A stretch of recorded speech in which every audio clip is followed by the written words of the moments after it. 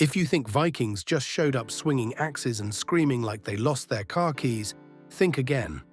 These warriors had battle tactics so effective they made kings panic, monks cry, and villages vanish overnight.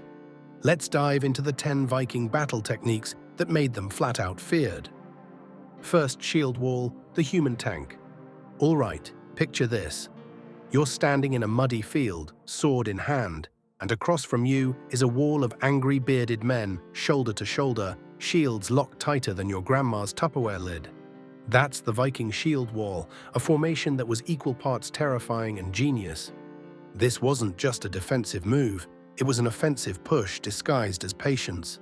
Each Viking knew exactly where to be, how to hold their shield, and when to thrust their spear through the gaps.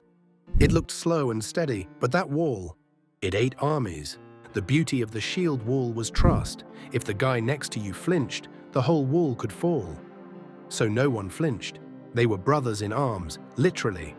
When the wall moved, it wasn't a bunch of individuals. It was one big stomping death machine. And enemies, they hated it. Because how do you fight something that's basically a mobile bunker with sharp objects? You don't. You run. Or you pray. Second, Spinfilking, the boar's snout formation. The name alone tells you this wasn't subtle. Spinfilking, which roughly translates to boar snout, was the Viking version of saying, "We're not knocking politely, we're headbutting the front door off its hinges." This formation looked like a wedge or arrowhead. At the pointy front were the strongest warriors, often family members who trained together and probably argued about who got the biggest piece of meat at dinner. Behind them were more fighters stacked in layers, and sometimes archers in the rear, firing over the heads of their own guys. It was all about pressure. They'd aim this boar snout at the weakest spot in the enemy's line and just charge. And the force wasn't just physical, it was mental. Watching that wedge plow into your ranks, it shook soldiers, it broke morale before it broke bones. But the formation wasn't perfect. If it got flanked, it could crumble. That's why Vikings used it smartly, on terrain where flanking was hard, or when they had surprise on their side. It was brutal, risky, and wildly effective. 3. Berserkers, Viking rage in human form. Let's talk about the guys you never wanted to see running at you, Berserkers. These weren't just soldiers, they were chaos with a beard. Berserkers went into battle frothing at the mouth, sometimes wearing animal skins, often half naked, and completely out of their minds. They'd scream, howl, and charge with no regard for their own safety. And while it sounds like a bad acid trip, it was actually a terrifying psychological tactic. The enemy wasn't just fighting a man, they were fighting what looked like a wild animal that felt no pain and wanted to rip your lungs out for fun. And while everyone else was focused on tactics and formations, Berserkers brought a level of unpredictability that could crack even the most disciplined army. Their role: smash the enemy lines, spread fear, and create openings for the more organized troops to follow. If battle was chess, Berserkers were the table-flipping toddlers who made sure the board never stayed still. Some say they were on mushrooms. Others think it was just raw adrenaline and way too much mead.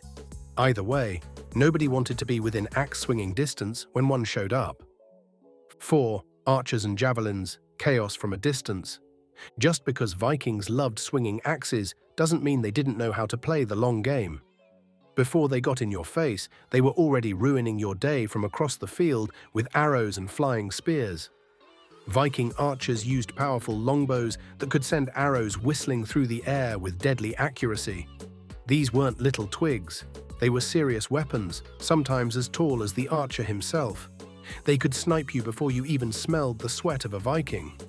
And then came the javelins. These weren't Olympic-style tosses. They were fast, vicious, and aimed with intent to ruin someone's afternoon. Vikings would hurl javelins right before engaging in hand-to-hand combat. Imagine trying to hold formation while dodging pointy sticks from guys yelling in Old Norse. This combo of archers softening up targets and javelins breaking lines wasn't just smart, it was devastating. It threw enemies off balance before the real carnage even started. And once that happened, you were already halfway to Valhalla. 5. Longships, naval ambush machines. You can't talk about Vikings without talking about their longships. These weren't boats. These were floating weapons, custom-built for sneak attacks, speed, and general mischief. Longships were sleek, shallow, and fast, basically the muscle cars of the sea. Vikings used them to sail across oceans, slide up rivers, and even beach themselves right next to a village like, hey, surprise party. What made them terrifying wasn't just that they showed up, it was that they could show up anywhere. One day you're chilling in your monastery. The next, Viking longships are parked outside and angry men with axes are knocking politely with their fists. In naval battles, Vikings would lash ships together, form floating shield walls, and let archers rain death from the decks. And they could leave just as fast. They'd hit you hard, grab your gold, maybe your goat, and be gone before your army even finished breakfast. Basically, longships turned the Vikings into the original Ghost Raiders. Blink, and they were already looting your cousin. 6. Surprise raids and hit-and-run tactics. If you thought the Vikings played fair, bless your heart, they were kings of the sneak attack. Their raids weren't random, they were calculated blitzes designed to get in, get rich, and get out. Vikings didn't march into battle with trumpets and flags, they snuck in at dawn, struck like lightning, and vanished like smoke. And they did their homework. They knew which towns were undefended. They timed their attacks when people were drunk, asleep, or celebrating something stupid. Like not being raided last week, these raids were fast. They'd hit churches, monasteries, trade hubs, places that had wealth but not weapons. By the time defenders showed up, the Vikings were already halfway down the river, pockets full of loot and zero regrets. This hit-and-run style made them untouchable. You couldn't fight what you couldn't catch, and it wasn't cowardice, it was brilliance. Why fight an army when you can rob them blind and still be home in time for smoked fish? 7th, pop-up fortresses and Viking sieges. Vikings weren't just wild raiders, they were capable of playing the long game. When needed, they could lay siege like pros and build fortifications faster than your internet loads on hotel Wi-Fi. These guys could set up a fortified camp overnight. Earth mounds, wooden palisades, ditches. It wasn't fancy, but it worked. And once they had their little Viking Airbnb set up, they dared anyone to try kicking them out. In cities they wanted to take, like York or Dublin, they didn't just knock on the gates. They starved the defenders, blocked supply routes, and sometimes used captured enemy tech to break in. They weren't just smashing walls, they were playing medieval chess with swords. And here's the real kicker. When the battle was over, Vikings didn't always leave. They stayed, settled, raised goats, held town meetings, probably argued over where to put the mead barrel. They weren't just invaders, they were builders with excellent real estate instincts. 8. Holmgang, trial by combat. When Vikings had beef, they didn't gossip. They grabbed weapons and settled it the old-fashioned way, one-on-one in a duel called a Holmgang. These weren't chaotic brawls, they had rules. Two men entered a marked area, usually a circle or piece of cloth laid on the ground, and fought until one surrendered, died, or just looked too pathetic to keep going. And yes, people placed bets. Holmgangs weren't just personal, they had public weight. Land disputes, debts, accusations. They were all settled this way. You could literally win someone's farm with a solid sword swing. Who needs lawyers when you've got axes? These fights built reputations. A good Holmgang record meant respect, maybe even fear. Lose too many, and you were just a guy with scars and no property. For leaders, winning a Holmgang could be the difference between ruling and being forgotten. And if you think duels sound savage, remember this. At least they were honest. No backstabbing, no tricks. Just raw skill, guts, and enough rage to power a Viking town for a week. 9. Spears, polearms, and the bearded axe. Axes might be the poster child of Viking warfare, but the real MVP. The spear.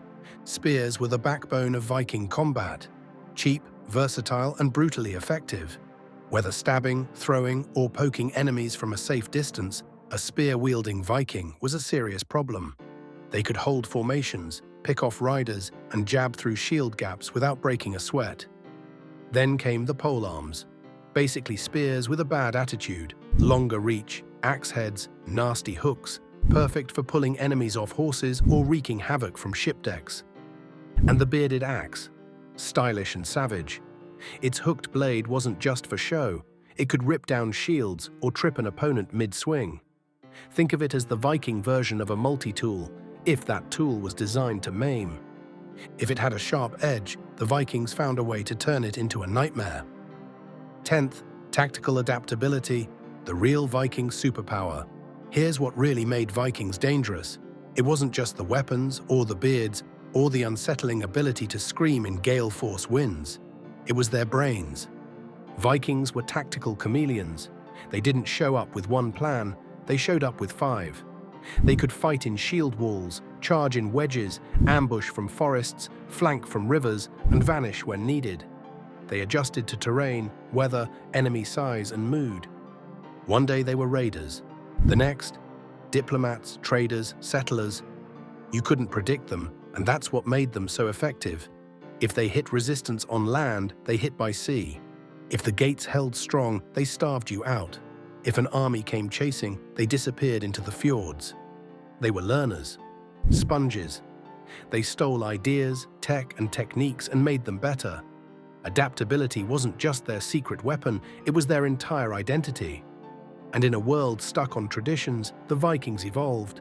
So yeah, next time someone says the Vikings were just a bunch of hairy hooligans, tell them they were strategic geniuses with axes, boats, and a serious gift for making history bleed.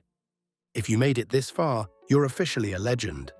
Hit that like button if you enjoyed the ride, subscribe for more mind-blowing history, and drop a comment. If you had to fight Viking style, which technique would you choose? And which one would absolutely get you killed? Thanks for watching. Until next time, stay smart, stay dangerous, and keep those shields up.